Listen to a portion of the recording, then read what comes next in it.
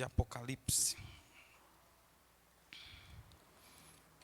Nós queremos aqui justificar a ausência de nosso pastor, presidente, pastor Elias, que está na nossa filial 01, na cidade de Passos, servindo ceia do Senhor. Livro de Apocalipse, o capítulo de número 1, é onde Deus ele tem uma palavra aos nossos corações nesta noite, e nós vamos juntos refletir sobre esta palavra. Diz-nos assim o texto sagrado: revelação de Jesus Cristo, a qual lhe deu para mostrar aos seus servos as coisas que brevemente devem acontecer. E pelo seu anjo as enviou e as notificou a João, seu servo, o qual testificou da palavra de Deus e do testemunho de Jesus Cristo, e de tudo o que tem visto. Bem-aventurado aquele que lê, e os que ouvem as palavras desta profecia, e guardam as coisas que nela estão escritas, porque o tempo está próximo. Eu quero novamente fazer a leitura deste último versículo que nos diz assim: bem-aventurado é aquele que lê, e os que ouvem as palavras desta profecia, e guardam as coisas que nela estão escritas, porque o tempo está próximo. Podem vos assentar em nome de Jesus. Eu quero junto com a igreja, irmãos, refletir sobre uma palavra. Nós estamos vivendo dias difíceis, como nós bem sabemos, os irmãos sabem disso, mas nós estamos confiando, crendo, nós estamos acreditando em um Deus que não deixou que a igreja fosse surpreendida. Nós estamos vivendo dias onde o mundo vive um caos e nós, de uma forma ou outra, somos também atingidos neste tempo difícil. Mas nós não estamos desamparados, porque nós temos um Deus que cuida da igreja. Nós vivemos dias onde o mundo está como que em desespero, inquieto, sem sossego algum. Mas a igreja não está sozinha, porque nós sabemos que existe um Deus que conforta, que consola, que supre as necessidades. E eu quero dizer para os irmãos, Ele está nessa casa de oração nesta noite. Eu quero afirmar isso sem medo de errar. Porque nós estamos vivendo dias onde os homens estão como que perplexos. Mas nós estamos aguardando uma promessa, porque o tempo está próximo, diz-nos a palavra de Deus. O texto que nós lemos fora uma orientação, uma palavra. E eu quero aqui me firmar neste texto para podermos juntos refletir na palavra de Deus. Me chama a atenção quando João, apóstolo de Jesus, escreveu o livro de Apocalipse. Todas as vezes que nós ouvimos esta palavra em nosso coração, nós temos como que, e às vezes até as crianças que vivem à nossa volta, que a palavra Apocalipse significa fim do mundo. Mas isso não é uma verdade. Na verdade, a palavra Apocalipse significa revelação, ou livro das revelações. João, apóstolo de Jesus, fora seguidor de Cristo, fora um dos apóstolos, pastor da igreja de Éfeso. E este homem tinha um sentimento, um convívio, algo que a Bíblia é enfática ao nos dizer assim, que a intimidade que João tinha com Jesus era diferente da dos demais apóstolos. Robert, por quê? Porque a Bíblia vai nos falar de um momento muito particular que João tivera certa feita com Jesus. João, ele estava com Jesus quando a Bíblia diz assim, que João reclinara a sua cabeça sobre o peito de Jesus. Isso fala de intimidade, isso fala de convívio, isso fala de amor, isso fala de domínio, ou melhor, de convivência próxima. Só que esse mesmo João fora avisado, fora por Deus por vezes e pelo próprio Senhor Jesus Cristo, avisado a respeito das últimas coisas. Jesus, antes de partir, ele disse que os dias seriam trabalhosos. Jesus, antes de partir, ele disse que veria repentina destruição. Jesus, antes de partir, ele falou assim, que os últimos dias serão como aquele que não espera e o ladrão chega. Jesus afirmou, e João era testemunha, estava junto, quando Jesus sentiu sentiu lá naquele momento aonde ele estava próximo de ser crucificado, desamparo, solidão. Mas João também continuou e permaneceu, porque o texto que nós lemos fala 95 anos depois de Cristo. Jesus já havia morrido há aproximadamente 62 anos, e João permanecia firme na promessa. A história diz-nos assim, que o único dos apóstolos que não morreu precocemente por causa de perseguição fora João. O único apóstolo que morreu na sua tenra idade fora João, e eles tentaram contra a vida dele. Só que os nossos dias, irmãos, nós estamos vivendo uma distorção de valores, porque nós queremos desfrutar das revelações de Deus, dos milagres de Deus, das bênçãos de Deus, e nós não queremos perseguição, nós não queremos passar luta, nós não queremos ser perseguido. Robert, por que você está falando isso? Porque nós sabemos que os dias são trabalhosos, mas uma coisa é certa: se nós não vencermos aqui, nós temos uma garantia, que lá no céu nos aguarda uma grande cidade celestial, aonde nós passaremos por tudo aqui, e lá nós vamos alçar a vitória em nome de Jesus. João fora perseguido de tal forma que a história nos diz que João, certa feita, fora lançado dentro de uma taça ardente de fogo, cheia de azeite. Flávio Joséfo chega a dizer assim, que por vezes, antes de lançar João dentro daquele óleo quente, eles jogaram várias outras coisas dentro daquele óleo, e tudo que se jogava ali era consumido, tamanho o calor que eles aqueceram aquele óleo. Mas quando eles jogaram João, a promessa de Deus se cumpriu, e ele saiu ileso daquela situação. Só que João agora, irmãos, está na ilha de Pátimos. Pátimos, uma cidade ou uma ilha que fora retirada, que fora reservada, que fora separada pelo Império Romano para poder colocar os homens da pior espécie possível. Pátimos, uma ilha que fora separada para que eles pudessem jogar os piores homens ali. E João, apóstolo de Jesus, amigo de Jesus, da convivência íntima de Jesus, agora estava aprisionado naquele lugar. Me chama a atenção este texto quando eu começo a lê-lo, porque agora João começa a desfrutar de algo grandioso. A história diz assim que Pátimos era uma cidade de aproximadamente, ou uma ilha de aproximadamente 13 quilômetros de comprimento. Ela tinha uma forma de meia-lua, e duas das partes aonde estavam ali formando aquela meia-lua era unida por um istmo, ou seja, por um pequeno espaço de terra. E eles pegaram aquele apóstolo, o Império Romano, por perseguição, retirou ele do convívio, retirou ele do lugar aonde ele estava, retirou ele do pastoreio, retirou ele do convívio entre os irmãos, e agora lançaram ele em uma ilha distante, em um lugar distante, em um lugar aonde possivelmente alguém que fosse para ali viveria as mais prováveis dificuldades da sua vida. Robert, quais são? As dificuldades que nós temos percebido em nossos dias: solidão, angústia, um sentimento aí que nós ouvimos hoje, e o nome que se dá a isso são doenças psicossomáticas. Robert, o que é isso? São doenças que afetam a psique do homem, a sede dos sentimentos, a alma do homem é assolada. Por isso que de vez em quando nós ouvimos um parente nosso dizendo assim: eu estou com depressão, eu estou angustiado, eu estou triste. Por isso que de vez em quando a gente liga a televisão, ou a gente acessa as redes sociais, e o jornal diz assim: fulano de tal se matou.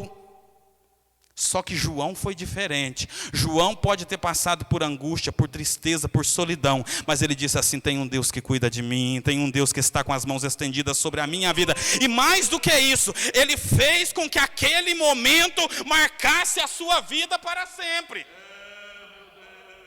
Porque a questão é, irmãos, não é como nós vamos passar simplesmente pelas lutas, mas é o que nós vamos retirar delas. A Bíblia diz assim, que Deus, Ele não permite que nos sobrevenha tentação ou provação maior do que nós possamos suportar. Robert, o que é isso? A enfermidade bate na tua porta, mas Deus sabe até onde você aguenta e quando é preciso dele intervir. É por isso que alguém pode ter passado por um momento, igual eu conheço irmãos aqui chegou lá no hospital e o médico diz assim, não tem jeito. A igreja orou e Jesus falou, tem jeito sim, porque eu ainda continuo a operar, eu continuo a fazer, eu continuo a curar. João agora está em Pátimos e o anjo lhe apresenta. O texto diz que foi um anjo. E agora, a Bíblia vai dizer assim que ele recebeu uma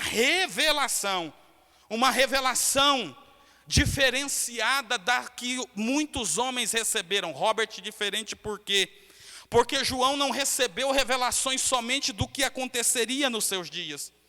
Existem revelações que estão no livro de Apocalipse que nós ainda veremos, outras que nós não veremos, porque nós já estaremos lá nas bodas do Cordeiro com o nosso Senhor Jesus.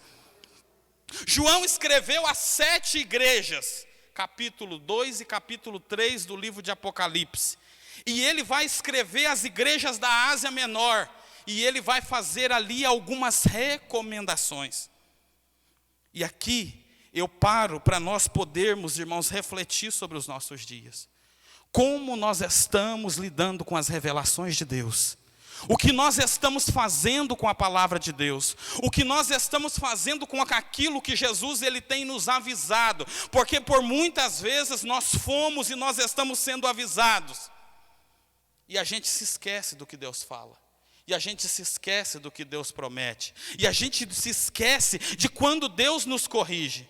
Mas João escreveu. A igreja de Éfeso, por exemplo, ele escreveu a respeito da falta, do sentimento, da perda, da primeira caridade, do primeiro amor, porque os crentes daqueles dias já haviam se distanciado, as pessoas já não tinham mais aquele sentimento que o Espírito Santo de Deus, ele cria na nossa alma quando nós aceitamos a Jesus. Robert, o que é isso? É aquele sentimento, irmão, que não tem segunda-feira, não tem terça-feira, não tem quarta-feira, não tem dia de trabalho, que impede um novo convertido de estar na casa de Deus. Robert, mas nós passamos por dias e vai fechar novamente. Mas uma coisa é, o desejo de nós servirmos a Jesus não pode morrer em casa. Em casa nós glorificamos, em casa nós adoramos, em casa nós oramos, em casa nós lemos a palavra de Deus. Em casa, se nós estivermos e nós sentirmos a presença do Espírito Santo, nós falamos em línguas estranhas, porque as revelações dele estão sendo dadas. João escreveu às igrejas e fez recomendação a respeito da frieza espiritual, porque muitos crentes naqueles dias estavam lidando com esse sentimento de frieza. João vai escrever e vai dizer a uma daquelas igrejas e dizendo assim, ó, Deus está a ponto de vomitar vocês, porque vocês esfriaram, vocês não são quente e vocês não são frio, vocês estão morno. Mas eu estou numa igreja pentecostal nesta noite, uma igreja que é viva, uma igreja que é cheia da presença do Espírito Santo, uma igreja que quer avivamento, irmãos que estão em casa estão sendo renovados, irmãos que acreditam que o Espírito Santo ainda batiza, ainda capacita, ainda cura, ainda chama, e Ele está nesta casa, nesta noite, está aí no seu lar, e está falando com você. As minhas revelações continuam as mesmas. João escreveu também, nos seus dias, a respeito do convívio, e falou a respeito da doutrina de Balaão, falou a respeito da doutrina de Jezabel, falou da nossa convivência, da convivência da igreja e o mundo, e ele advertiu que nós não permitíssemos que esses sentimentos adentrassem pelas portas das nossas igrejas. Mas me chama a atenção, porque João, de uma forma muito particular, ele vai escrever a uma igreja, a igreja de Filadélfia. E João vai entregar uma revelação àquela igreja, que nós vamos falar dela daqui a pouco. Só que os nossos dias, queridos irmãos, Apocalipse vai falar a respeito de algo que nós precisamos entender. Perceba algo aqui. Se passaram aproximadamente quase 2000 anos desde que João escreveu esse livro. Se passaram aproximadamente 2000 anos que João teve esta revelação de cunho escatológico, ou seja, das doutrinas das últimas coisas. E aí nós vamos percebendo que no decorrer da história, a igreja muda. No decorrer da história, as pessoas como que tomam caminhos diferentes dos projetos de Deus. A prova disso, principalmente no século 13, 14 e posteriormente no século 15, nós vamos perceber que a igreja distorceu os valores e eles começaram então a vender pedaço no céu, a fustigar e castigar os cristãos, a perseguir a igreja que estava firmada na palavra e alicerçada nas verdades de Deus. A ponto de irmãos serem lançados no fogo, a ponto de irmãos serem apedrejados em praças públicas, a ponto de irmãos serem colocados para ser assassinados com espadas, com guilhotinas e tantas outras coisas mais. Só que o dono da revelação é Jesus, o dono da igreja é Jesus, o dono da história é Jesus, quem faz é Ele, quem opera é Ele, quem levanta é Ele, quem desperta é Ele, e não há quem possa parar a tua igreja. Podem até tentar tirar alguém de cena como João estava e aprisioná-lo, mas Deus fala na ilha, Deus fala no lugar separado, Deus fala quando nós estamos sozinhos. É por isso que até hoje não conseguiram nos calar. Século XVI chegou, e agora um homem chamado Martinho Lutero, não escandalize, irmãos, padre, estava agora dentro de um castelo chamado Wittenberg. E aí olha o que João diz, ele diz assim: bem-aventurado é aquele que ouve, aquele que lê. E aqui está como nós estamos lidando com as revelações de Deus. Nós temos um livro aqui que é Deus, Ele se revelando aos homens. É Deus se entregando à humanidade de uma forma dizendo assim, ó, eu quero que vocês me conheçam. E Martinho Lutero abriu lá no livro de Romanos, e tudo aquilo que eles estavam fazendo, perseguindo, assolando a igreja, fazendo com que a igreja fosse totalmente perseguida. Agora Martinho Lutero leu e viu que tudo aquilo estava errado, e ele diz assim, espera aí. O texto diz assim, e o justo viverá pela sua fé. Aí ele diz assim, então esse negócio de comprar indulgência está errado. Então essa história de vender pedaço no purgatório está errado. Então essa história de eu dividir os meus bens com a igreja está errado. E Martinho Lutero então é despertado pelo Espírito Santo de Deus.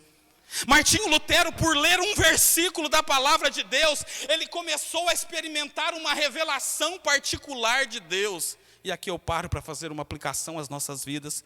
Você já parou para pensar que um versículo da palavra de Deus pode mudar a nossa vida? Você já parou para pensar que um versículo da palavra de Deus pode mudar a tua situação? Você já parou para pensar que você tirar 5 minutos, 10 minutos para experimentar das revelações que essa palavra pode nos dar, nós podemos ter a nossa vida totalmente transformada?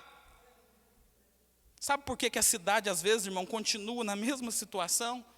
É porque ainda não leram que bem-aventurado é o povo, é a nação cujo Deus é o Senhor. Mas nós acreditamos nisso e nós precisamos proclamar, nós precisamos orar, interceder. Mas nós estamos na promessa que o Senhor nos fez. Ele se revelou a nós. Só que quando a gente fala em revelação, a questão, o sentimento, a palavra revelação, ela foi corrompida também na história. Robert, por quê? Porque Martinho Lutero agora, ele passou o seu período, foi também perseguido, foi morto também, mas a mensagem continuou ecoando. No século de número 18, houve na Alemanha, na Inglaterra e vários outros lugares despertamentos, aonde as pessoas queriam parar o agir de Deus, queriam terminar com as revelações. A história chega a nos dizer assim, irmãos, que igrejas tradicionais que nós conhecemos, elas tentaram calar o poder do Espírito Santo. Como nós estamos aqui numa reunião, quando de repente eles estavam num culto e a mensagem estava sendo anunciada, diácono Osiel, e alguém começava a falar em línguas estranhas, e era batizado com o Espírito Santo, e outra vez havia despertamento, e a cidade, ela era então tomada pelo poder e pela mensagem do Evangelho. De tal forma que a história vai nos falar de um homem que ele estava na Escócia. E ele chegou a dizer assim: Senhor, dá-me a Escócia. Tamanho era o poder, as revelações que ele sentia de Deus para poder pregar o Evangelho. Século 20. Agora, lá nos Estados Unidos começou um avivamento e nós conhecemos. 1910 e 1906 especificamente. Quando um pastor chamado William Seymour, ele chamou a tua esposa e ele então sentiu um despertamento, recebeu uma revelação particular de Deus. E ele agora começou então a orar, a clamar, a interceder. A história vai dizer assim que ele, em uma casa de pau, ele escreveu de fora em uma tábua assim: entre e ore comigo. Todo mundo que entrava lá saía diferente, porque a oração muda pessoas, porque a oração desperta pessoas, porque a oração enche pessoas do Espírito Santo, porque a oração cura os enfermos, porque a oração, ela abre a porta que está fechada, porque a oração faz com que os demônios vão embora, porque a oração faz a idolatria cair por terra, porque a oração, nós já ouvimos bastante no nosso século, ela é a chave da vitória. Só que tem uma coisa, irmãos, não adianta nada a gente ter chave e a gente não ter vontade de usar e nem saber usar. É verdade ou não é? Todas as irmãs aqui pegam a chave, irmã Rita, e sai dando partida no carro? Sai? Não sai, por quê? Porque tem irmã que não sabe dirigir. Só que tem uma coisa, ninguém pode falar que não sabe orar. Robert, por quê? Porque nós tivemos o instrutor dos instrutores, que foi Jesus. Ele chamou aquele que estava ali nos seus dias, chamado Mateus, no capítulo 6, e ele falou assim: eu vou ensinar vocês como vocês devem orar. Nós não podemos dizer que nós temos a chave e não sabemos usar, porque nós temos, e ele nos instruiu de como nós devemos usá-la. Século 6, ou século 20, agora 2 missionários chegam no Brasil, Daniel Berg e Gunnar Wingren. Nós conhecemos a fundação das Assembleias de Deus. Irmãos, eles entraram na casa do pastor William Seymour numa noite. E quando eles entraram lá, eles não puderam sair da mesma forma. Eram batistas e saíram daquele lugar transformados, porque o fogo do Espírito Santo encheu aqueles 2 homens, capacitou-os a uma obra particular. Uma irmã se levantou naquela noite, entregou uma revelação da parte de Deus. Ali era um dom espiritual que estava se manifestando, e ela entregou para aqueles 2 homens e diz assim: vocês vão para uma terra chamada Pará. Os dias se passaram, não demorou, eles foram enviados para uma viagem missionária. Aí sabe o que me agrada? É porque o Deus das revelações, ele não entrega ou ele não engana ninguém. O Deus das revelações, ele não deixa ninguém confundido. O Deus das revelações, ele não deixa ninguém sem resposta. O Deus das revelações, ele não deixa ninguém sem ter a tua vida transformada pelo Espírito Santo. Quando eles chegaram no Pará, foram para onde Deus os mandou, e eles estavam desembarcando do navio para atravessar. Eles ouviram uma mulher falar em português, e Daniel Berg e Gunnar Wingren se lembraram. A mesma língua que a irmã falava no momento que ela estava entregando a profecia, era a língua que aqueles homens que estavam na cidade no Pará, eles também usavam nos seus dias. Robert, o que é isso? É Deus confirmando, é Deus fazendo com que a promessa dele, ela se cumpra. Esses 2 homens, irmãos, entraram pelo norte do país. Posteriormente no nordeste, a irmã Frida Wingren, que escreveu aquele hino que fala assim, ó, os mais belos hinos e poesias, enfrentou uma das maiores dificuldades da sua vida. Robert, por quê? Porque a sua filha morreu de malária. Naqueles dias não existia vacinação como nós temos nos nossos dias. Robert, o que é isso? A mesma coisa que nós estamos enfrentando com a Covid-19. A mesma situação que nós estamos passando no nosso país. E quando a menina morreu, o pastor Gunnar Wingren pegou aquela menina e foi sepultar. O padre daqueles dias diz assim: não pode sepultar. Robert, por quê? Porque a menina não era batizada. E ele diz assim: aquela menina, essa menina, ela não pode ser enterrada nesse cemitério, porque aqui é uma cidade católica e ela é pagã. Daniel Berg, ou melhor, Gunnar Wingren, agora pegou aquela menina aos prantos junto com a sua esposa, levou a uma cidade vizinha, sepultou a menina. A sua esposa não aguentou aquela situação, foi embora do velório e foi para casa. Quando ele chegou e no caminho ele dizia: Senhor, eu vou abandonar isso. O Senhor falou comigo, mas eu não dou conta. Eu perdi a minha filha nessa situação, eu perdi a minha filha nesse momento. Mas quando ele chegou em casa, irmãos, a irmã Frida Wingren tinha tomado uma decisão. Ao invés de lamentar, de falar em desistir, ela resolveu orar e falar com Deus. Ela resolveu orar e falar com o Deus das revelações. Quando ele chegou em casa e ele estava falando: eu vou abandonar, ele ouviu a irmã chorando aos prantos e dizendo assim: bem-aventurado que confia no Senhor, como fez Abraão. Ele creu ainda que não via, e assim a fé não foi em vão. É feliz quem segue fielmente nos caminhos santos do Senhor. Na tribulação é paciente. Aí sabe o que eu aprendo com isso? O Deus das revelações está aqui nos nossos dias também. Nós vamos vencer, e bem-aventurado é aquele que faz como Abraão, aquele que crê ainda que não veja. O Espírito Santo de Deus está nessa casa, nesta noite, e Ele está falando com você, Ele está falando ao teu coração que está em casa. Acredite que eu estou no controle de tudo, eu sou o Deus das revelações. Eu sinto a presença do Espírito Santo de Deus.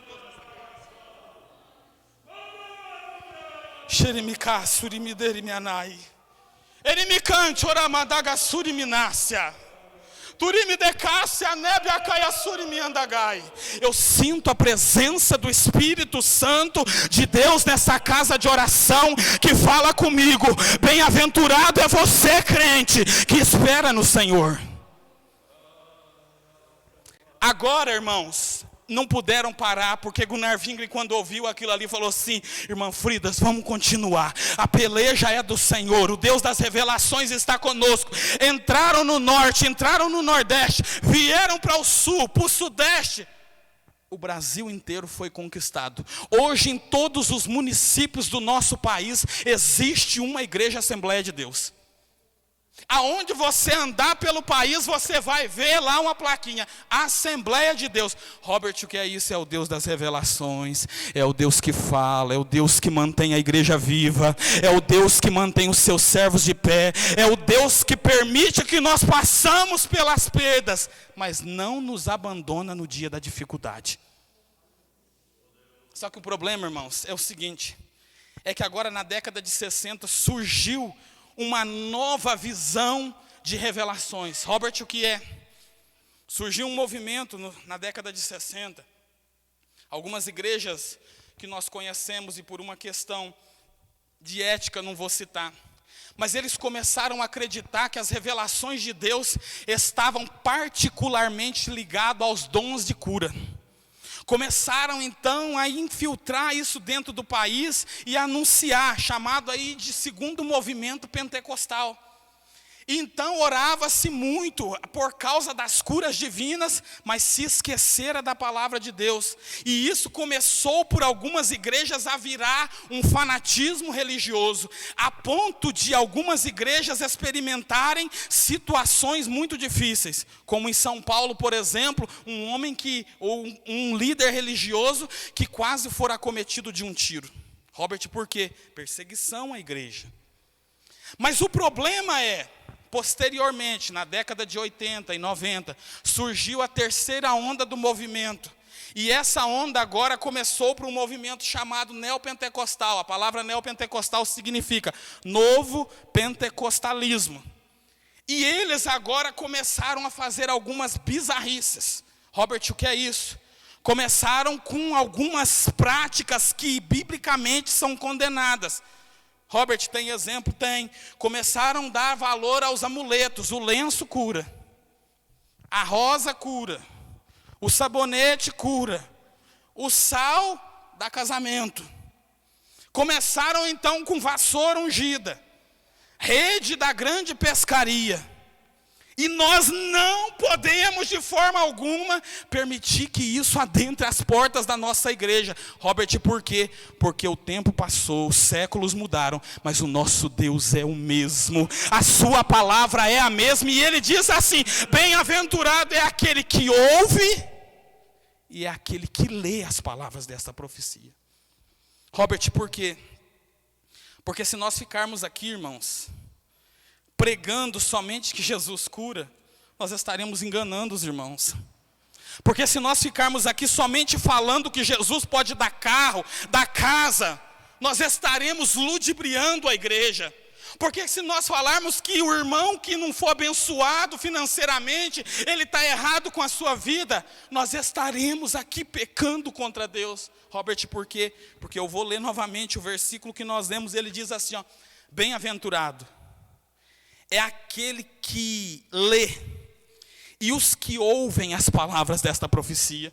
O compromisso de Deus, irmão, é com quem vive essa palavra, é com quem tem essa palavra como regra de fé e de prática da sua vida. É aquele que não somente ouve e fala que é cristão, mas é aquele que no momento difícil, ele continua sendo crente. Ele é crente em casa, ele é crente no serviço, ele é crente aonde Deus coloca ele. E aí ele continua dizendo assim, ó: e aqueles que guardam as coisas que nela estão escritas. Robert, como que é esse negócio de guardar? Eu vou explicar e eu vou usar aqui Davi. Porque quem aqui que erra, irmão, comete falha e pecado? Só eu, misericórdia, Jesus, me ajuda, Senhor. A irmã levantou a mão, fiquei mais satisfeito que eu não estou sozinho, presbítero. Só que me chama a atenção, porque olha aqui, ele não está falando aqui de perfeição, ele não está falando aqui de quem nunca cometeu nenhum tipo de prática, mas é aquele que guarda. Por isso que o salmista escreveu no salmo e disse assim, ó: Senhor, eu escondi. Outra tradução vai dizer assim: Senhor, eu guardei a tua palavra escondida no meu coração. Para quê? Para eu não pecar contra ti. Robert, explica esse versículo, me deixa tentar explicar ele, mediante aquilo que Deus falou comigo nesta tarde. De vez em quando, os irmãos procuram alguma coisa em casa, eu acredito. E homem, irmão, é bom para procurar as coisas, não é? Todos são assim, não são? Aqui na igreja, por exemplo, como eu não sou casado, eu vou usar aqui o templo. De vez em quando eu deixo um papel ali em cima, eu deixo alguma coisa, e a irmã Cleide Lima é a zeladora da igreja. Ela está me vendo, mas eu vou falar assim mesmo. Mas o que acontece? Quando eu chego aqui na igreja, às vezes eu não encontro. E eu saio andando, falo: pastor, aonde está? Aí eu ligo para a irmã e falo assim: Robert, está no mesmo lugar que você deixou. Aí eu chego aqui e falo: nossa, não é que é mesmo? E assim é a palavra de Deus. Robert, o que é? Nós guardamos ela, irmão. Mas de vez em quando alguém perde alguma coisa e perde de verdade, não perde? O problema é, nós temos que guardar. E nós podemos, às vezes, em algum momento, nos esquecer, porque isso acontece, porque o homem é assim. Mas uma coisa é, no momento certo, Deus vai nos incomodar, Deus vai nos despertar, e nós vamos achar outra vez aquilo que Deus falou conosco, vamos nos arrepender, nos voltar a Deus, ser despertados pelo Espírito Santo, e não abandonar a sua promessa. Robert, mas continua o que você estava dizendo, que se vocês não pregarem, não falarem a respeito, olha o que diz a última palavra: porque o tempo está próximo. Repete comigo: porque o tempo está? Porque o tempo está? Aqui agora nós estamos vivenciando o que está nos nossos dias, até o versículo 3 que João escreveu. O tempo está próximo. Irmãos, nós estamos vivendo a última hora da igreja. Nós estamos vivendo os últimos dias. O hino da harpa cristã diz isso. Tudo nos mostra que Cristo já volta. Breve Jesus, Ele voltará. E nós por vezes estamos como que desapercebidos. Quem prega que Jesus só cura está desapercebido da volta de Jesus. Quem prega que Jesus só quer dar carro novo, ele está desapercebido da volta de Jesus. E o texto diz assim, ó: porque o tempo está próximo. E quando nós falamos de tempo, irmãos, Eu me lembro que o tempo de Deus, mediante as revelações do próprio Deus, ele é diferente do nosso. Por isso que Paulo, ele chega a escrever assim, um dia para Deus é como se fossem 1000 anos. E 1000 anos para Deus é como se fosse... E aqui está uma questão. Porque as pessoas estão nos nossos dias como se Jesus só fosse voltar daqui a 1000 anos. Mas isso não é uma verdade. As promessas se cumprem, as profecias se cumprem. Irmãos, nos últimos 5, 6 meses, nós vimos coisas terríveis no nosso país. Semana retrasada, nós vimos 3 pastores no sul, perto de onde que o Ziel estava morando. Irmãos, passando por uma situação difícil. Passou uns ventos lá, umas situações, derrubou uma igreja sede. Mas a coisa mais triste do mundo, os pastores chorando, porque não sabe, quebrou todos os bancos. Não sobrou um banco inteiro.